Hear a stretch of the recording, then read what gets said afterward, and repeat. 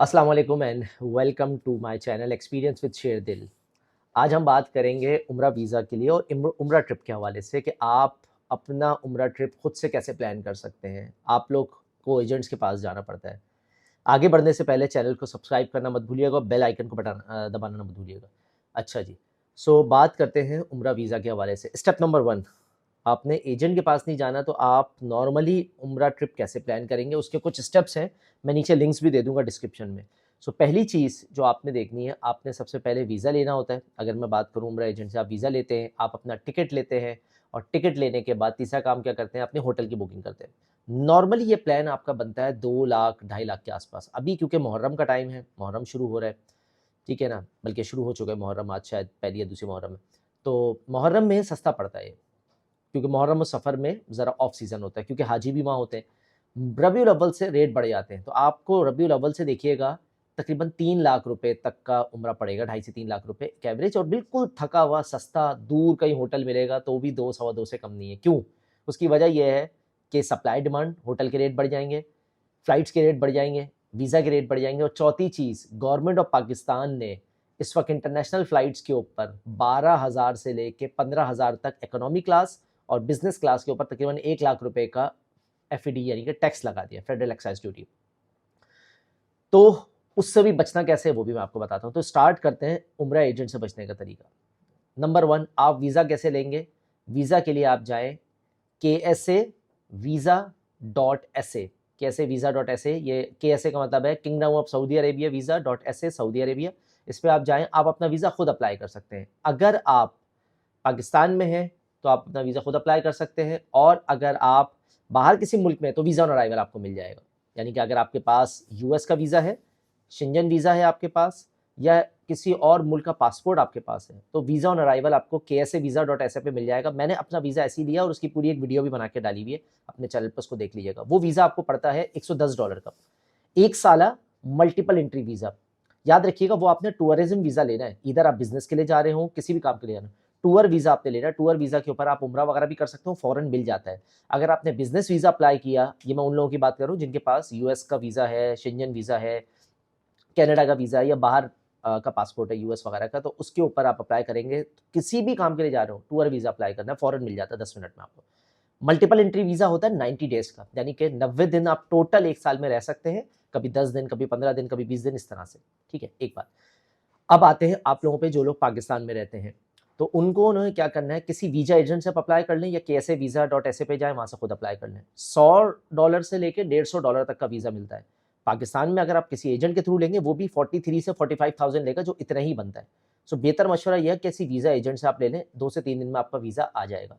वरना अगर आपको खुद शौक है तो खुद भी अप्लाई कर सकते हैं KSA visa.sa, प्राइस दोनों की सेम है। तो ये तो मैंने वीज़े का मसला हल कर दिया आपका। वो वीज़ा आपको 1 साल का मिलेगा, और 1 साला वीज़ा होगा आपका सिंगल एंट्री, यानी कि एक ही दफ़ा जाएँगे। मैक्स आप जो है वो 90 दिन के लिए रह सकते हैं, 3 महीने के लिए। पहले 1 महीना था, अब शायद उन्होंने 3 महीना कर दिया है। तो 3 महीने तक मैक्सिमम आप रह सकते हैं, 90 यौम लिखा होगा, लेकिन वो सिंगल एंट्री, यानी कि एक दफ़ा गए तो फिर दोबारा नहीं जा सकते। दूसरा, बुकिंग आपने कैसे करनी है? इसके लिए आप यूज़ करें चैट जीपीटी को। बुकिंग करने के 3-4 तरीके हैं। नंबर 1, कि आप ट्रैवल एजेंट से बुकिंग कराएँगे तो उसमें नुकसान क्या है? आपको 12,500 से 13-15,000 रुपए इकोनॉमी के ऊपर अलग पैसे देने होंगे टैक्स की मद में। सो अगर आपके पास पाकिस्तान से बाहर का कोई भी कार्ड है, debit card, credit card, Dubai का, यूएस का, कहीं का भी, तो आप उससे बुकिंग कराएँगे तो वो डॉलर में या रियाल में बुकिंग होगी। उसमें आपको फ़ायदा ये होगा कि ये जो 12-15,000 रुपए पर टिकट है, वो बच जाएँगे आपके। क्यों? क्योंकि अगर आप 3 बंदे जा रहे हैं तो 45,000 रुपए लगेंगे, यानी कि ऑलमोस्ट कोई $150-200 का आपका फ़ायदा हो जाएगा। तो पैसे आप इस तरह बचा लें अपने, और ये बनते हैं ऑलमोस्ट कोई 600 रियाल के आसपास। अब मज़ीद आगे आते हैं, इसको अप्लाई कैसे करेंगे टिकट को? टिकट को अप्लाई करने के लिए पाकिस्तान में साइट है सस्ता टिकट, उसमें आप अप्लाई कर सकते हैं, लेकिन वही बात है कि वो पाकिस्तान के अंदर आपको टैक्स तो देना होगा। तो मेजॉरिटी लोगों के पास बाहर का कार्ड तो होता नहीं है, तो आप किसी ट्रैवल एजेंट से भी ले सकते हैं, वरना दूसरा वीगो.com है, उससे आप कर सकते हैं, सस्ता टिकट से कर सकते हैं, या पर्टिकुलर आप किसी साइट पर जाके कर सकते हैं। मैं किस तरह अप्लाई करता हूँ? एक तो मैं पाकिस्तान से टिकट नहीं लेता, मैं पाकिस्तान से बाहर से टिकट लेता हूँ। उसका फ़ायदा ये होता है मुझे पाकिस्तान में टैक्स नहीं देना पड़ता। तो अगर आपका कोई भी रिलेटिव है, आप उससे लेके ये टैक्स बचा सकते हैं। दूसरा, आप एक काम करें, चैट जीपीटी को यूज़ करें और चैट जीपीटी की मदद से अपना ट्रैवल एक्सपेंडिचर को कैलकुलेट करें, स्पेशली जो फ्लाइट वाला एरिया है। किस तरीके से, अगर आप डायरेक्ट फ्लाइट लेते हैं, जैसे मैं अभी की बात करूं, अभी फ्लाई नास की जो डायरेक्ट फ्लाइट है कराची से जद्दा, वो तकरीबन बनती है 1,07,000 रुपए की, और अगर वापसी आप आते हैं तो वो मक्का से वापसी आपको आना पड़ेगा, वो बनती है तकरीबन 1,40,000 रुपए। लेकिन बहुत सारे मेरे साथी ऐसे हैं जो कहते हैं यार हम जाएंगे जद्दा, लेकिन वहाँ से वापसी मदीना के थ्रू आएंगे, मक्का से नहीं आएंगे, हम वापस आना पड़ेगा, मक्का गर्मी है चीज़ें। तो उसके लिए क्या करें, अभी का मैं आपको बताता हूँ। आप फ्लाई नाज लें जद्दा तक, वापसी आप सऊदी एयरलाइन ले लें मदीना से, तो वो मदीना से आपको लेके जाएगी पहले जद्दा, और जद्दा से फिर कराची लेकर आएगी। लेकिन वो टिकट कितने की पड़ती है, वो तकरीबन 30,000 रुपए की पड़ती है पाकिस्तानी, सिर्फ 30,000 रुपए की वापसी की मदीना से। लेकिन उसमें 4 घंटे का स्टे है जद्दा एयरपोर्ट पे, आप रुक जाइएगा। तो ये आपको वापस मक्का आने से बचा लेगा। मक्का आएंगे ज़ाहिर है, फिर उम्रा भी करेंगे, फिर आप होटल भी रुकेंगे, फिर आपको मदीना से मक्का वापस आने का किराया देना पड़ेगा, वो सब बच जाएगा। डायरेक्ट मदीना से जाते हैं तो जद्दा आप आ जाएंगे, ठीक है। तो ये बच गया आपके पैसे। तीसरा एक और ऑप्शन है पैसे बचाने का, अगर आप कनेक्टिंग फ्लाइट लेते हैं। कनेक्टिंग फ्लाइट मतलब यहाँ से आप एयर अरेबिया ले लें शारजा तक, वहाँ आप 5-6 घंटे रुकें और शारजा से जद्दा चलें और वापसी ले लें। ये फ्लाइट आपको 1,40,000 की जगह तकरीबन 95,000 की पड़ेगी। तो पर बंदा कितने पैसे बच गए आपके, तकरीबन 45,000 रुपये बच गए आपके। 3 बंदे अगर आप सफ़र कर रहे हैं फैमिली के, तो 45,000 रुपये के हिसाब से तकरीबन 1,35,000 रुपये आपने यहाँ बचा लिए, ठीक है।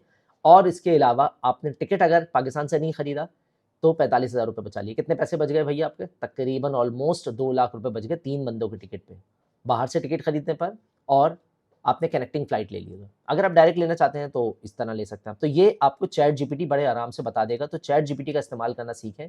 उसके अलावा गूगल फ्लाइट्स की एक वेबसाइट आती है, जहाँ पे गूगल फ्लाइट पर आप लिखें तो वो आपको सस्ती और महंगी दोनों फ्लाइट्स बता देगा। मिसाल के तौर पर आप यहाँ से कतर से जाएँ, वापसी आप शारजा के थ्रू आ जाएँ, या यहाँ से गल्फ एयर बहरीन से जाएँ होते हुए वापसी आ जाएँ। कनेक्टिंग फ्लाइट में से प्रॉब्लम ये होती है कि आपको एयरपोर्ट पर 5 घंटे, 10 घंटे, 12 घंटे रुकना पड़ता है, बट पैसे कम हो जाते हैं। तो चॉइस आपकी है, पैसे बचाकर टाइम स्पेंड कर लें एयरपोर्ट पर, या डायरेक्ट फ्लाइट लेनी है तो थोड़ी महंगी पड़ेगी। ये तो हो गई हमारी फ्लाइट की बात, ये हो गई हमारी वीज़े की बात। अब तीसरी बात करते हैं। तीसरी बात क्या है, होटल कैसे लेंगे आप।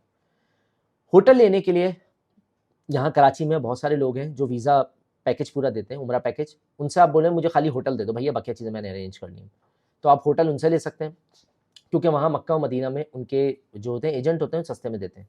दूसरा ऑप्शन क्या है, अगोडा, एक्सपीडिया या booking.com। यहाँ पे आप अपनी मर्जी का होटल ले सकते हैं। मैं booking.com पिछले 4 साल से यूज़ कर रहा हूँ। ये बात बता दूँ, ये booking.com की तरफ से पेड वीडियो नहीं है। मैं booking.com पिछले 4 साल से यूज़ कर रहा हूँ, मुझे काफ़ी फ़ायदा हुआ है। 9 से 10 कंट्रीज़ मैंने ट्रैवल किए हैं, सब जगह booking.com से मैंने किया है। अल्हम्दुलिल्लाह मुझे काफ़ी बेनिफिट मिला है। तो booking.com पे आप अपने हिसाब से देख लें।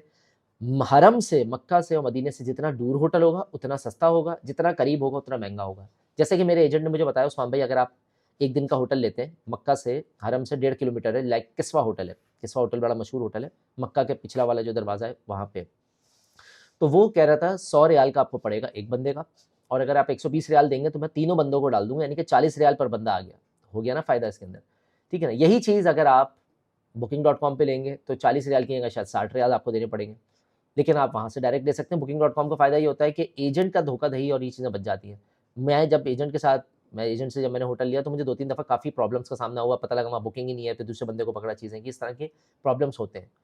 और नॉर्मली होता भी यही है कि कई दफ़ा ऐसा होता है कि आप उम्रा एज़ टूर गाइड के साथ नहीं जा रहे होते, आप अपनी फैमिली के साथ अकेले जा रहे होते हैं, तो उसमें सबसे बड़ा ये प्रॉब्लम्स होता है। तो booking.com और ये ले लें, इस तरह आपकी एक आज़ादी रहेगी, आप आराम से आ जा सकते हैं, ठीक है। तो booking.com, अगोड़ा से आप अपनी प्राइस ले लें और किसी एजेंट से प्राइस लेके मैच कर लें। जितना करीब आएंगे, स्विस होटल है, मक्का होटल है, जबल उमर पर है, दारुत तौहीद इंटरनेशनल है, ये जितने भी करीब करीब के होटल्स हैं ये महंगे होते हैं। ये आपको पड़ते हैं 500-600 रियाल पर नाइट, और कभी कभार 1000 रियाल भी पर नाइट तक चला जाता है, डिपेंड करता है सप्लाई डिमांड के ऊपर।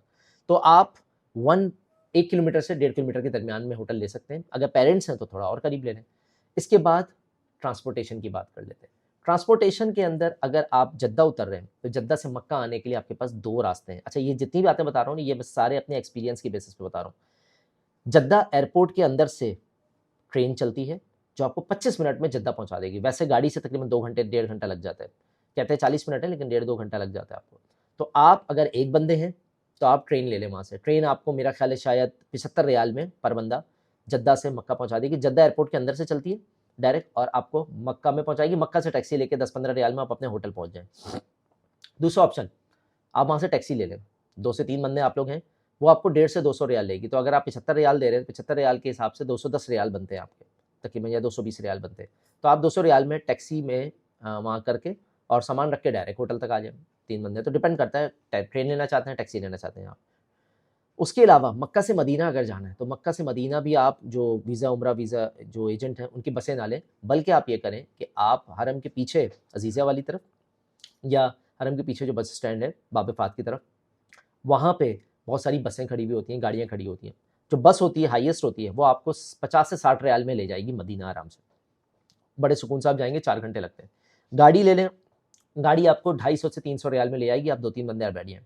लेकिन ज़ाहिर है गाड़ी के अंदर अगर 3 बंदे भी हों तो वो 100 रियाल पर बंदा पड़ जाता है, तो ये आपके ऊपर है। हम लोग नॉर्मली हाईएस्ट यूज़ करते हैं, बड़े आराम से जाते हैं, कोई मसला नहीं होता। और वो कहाँ उतारता है? वो उतारता है मस्जिद नबवी में, जो औरतों का गेट है पीछे बैक साइड पे, जहाँ पे मदीना फ्रेम लगा हुआ है, वहाँ पे पीछे वो उतारेगा। वहाँ से आप अपने आराम से चले जाएँ, अंदर से मस्जिद नबवी से होते हुए अंदर अपने जिस गेट पे भी आपकी होटल है वहाँ चले जाएँ। booking.com से पहले ही होटल बुक करा लें।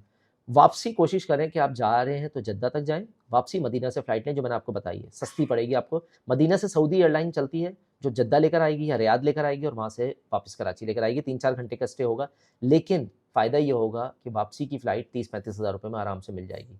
जाते वक्त सबसे बेस्ट ऑप्शन है फ्लाईनास, क्योंकि सऊदी एयरलाइन काफ़ी महंगी पड़ती है। और अगर और सस्ता लेना है तो ना फ्लाईनास लें, ना सऊदी एयरलाइन है, फिर आप एयर अरेबिया ले लें, आप सलाम एयर ले लें, या इस तरह की कोई भी सस्ती एयरलाइन ले लें जो कि उस मुल्क में रुक कर फिर आगे जाएगी, और उसमें आपको 30-40 हज़ार रुपये पर पर्सन का डिफरेंस आ जाएगा। ये मैंने अपने एक्सपीरियंस आपको शेयर किया ताकि आप वीज़ा एजेंट के साथ काम ना करें, डायरेक्टली आप ले सकते हैं और इतने पैसे आप बचा सकते हैं। पर बंदा ऑलमोस्ट आप तकरीबन लाख रुपए तक बचा सकते हैं। ये मैंने आपको सारी कैलकुलेशन बता दी। इस वीडियो को बार-बार देखिएगा, आपको अपनी कैलकुलेशंस का खुद ही आइडिया हो जाएगा। उम्मीद करता हूँ आपको वीडियो समझ में आई होगी। चैनल को सब्सक्राइब करना ना भूलिएगा। नए टॉपिक के साथ दोबारा हाज़िर होऊँगा किसी नए वीडियो में। Thank you.